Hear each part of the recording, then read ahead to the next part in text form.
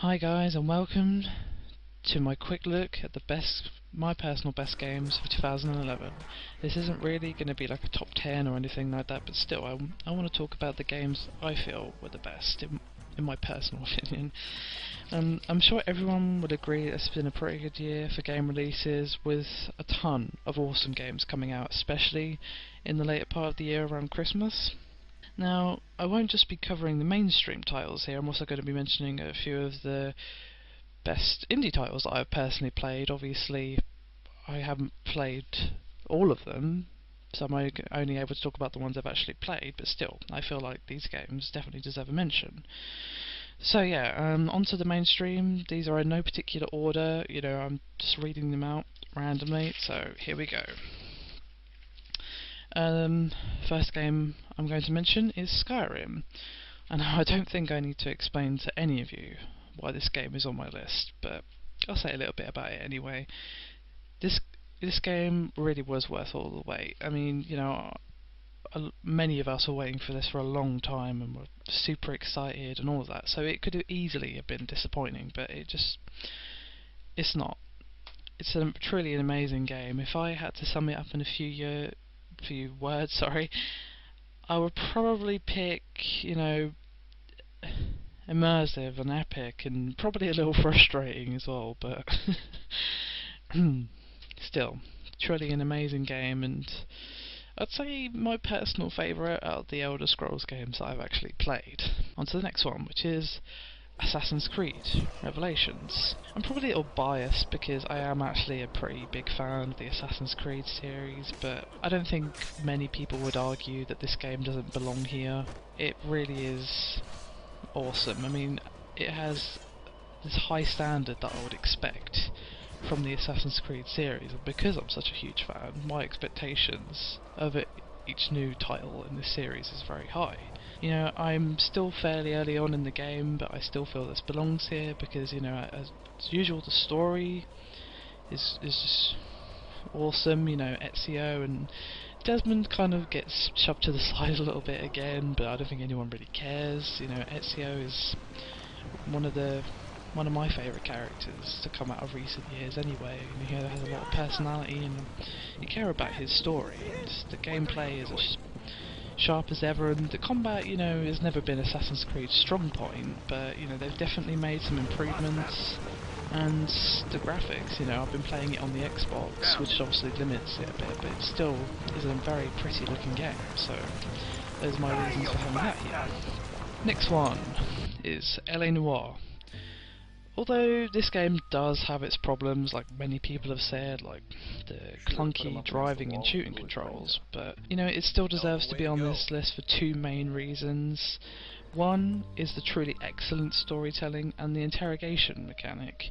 There's really no other game like this, It's truly unique, and not just because of the amazing technology that went behind the faces within the game, although obviously that helps. That's not what makes it so unique by itself. I feel like, it's a really important game that's going to be a milestone in gaming, so yeah, I think it would be wrong not to have that somewhere on this list. That's pretty much it for the mainstream games. I'm trying to keep this list as short as possible. There's other games I could mention, but I'm trying not to go on for too long. So, indie games. Bastion. Aside from the really unique and rather pretty aesthetic of the game, the thing that really makes this game stand out for me is the storytelling. This game truly is flawless when it comes to that. It tells the story in a really interesting and unobtrusive way.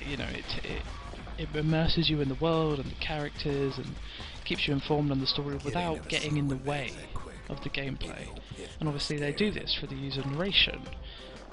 Very unique use of narration. The voice actor that they got for the narrator is excellent, which obviously helps, but the fact that they use him to constantly comment on what's going on, and I do love that, he even sort of occasionally comments on what you're doing, so like, say for example, if you get into a fight and you get really hurt, he'll probably make a comment on how you're getting your ass kicked or something like that, so it really is really amazing. And the gameplay also is excellent, and obviously the aesthetic definitely helps. I do love the art style for that game, but the main thing, like I said, is the story and the gameplay. Trine 2. I'm sure a lot of you have heard of this and played it, of course. You know, this is a beautiful looking puzzle platformer. You know, this one carries on and improves the personality of the last game, as well as, you know, again giving challenging puzzles that I always rage at, because I'm terrible at puzzle games, to be honest. And, you know, it also improves on the combat, which is, in my opinion, one of the weakest things about the original game. You know, there wasn't much enemy variety, and combat was kind of forgettable. You know, you weren't really there for that. You were just there for the characters and the atmosphere and all of that. And all of that is still there, but further improved, but with much better combat.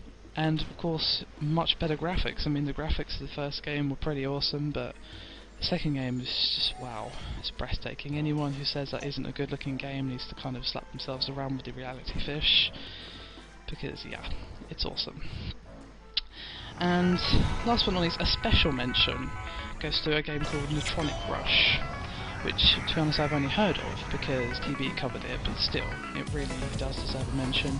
It's a completely free game by some students at DigiPen, and, you know, it's basically a racing game that has a very cool Tron-like aesthetic.